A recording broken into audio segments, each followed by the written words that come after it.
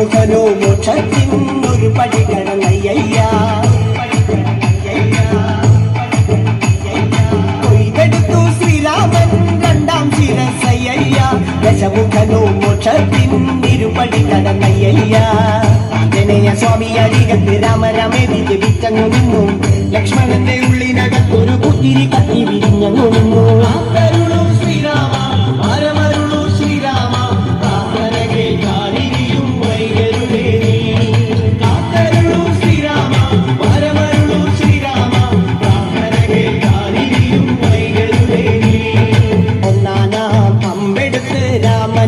നേരമതയും ലങ്കേശൻ രാവണന്റെ നെഞ്ചിലിടുക്കിയായി. വല്ലാതെ മോഹമുണർന്നു മൈഥിലിയെ കട്ടതുകൊണ്ട്. എന്തെല്ലാം മുകില് വന്നെന്റെ കൈലാസനാഥ.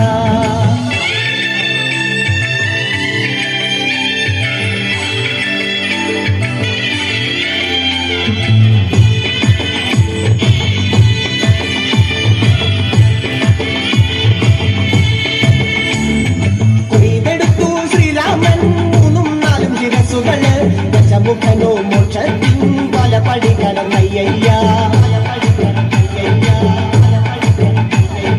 കൊയ്തെടുത്തു ശ്രീരാമൻ ബാക്കിയുള്ള ശിരസുകള്.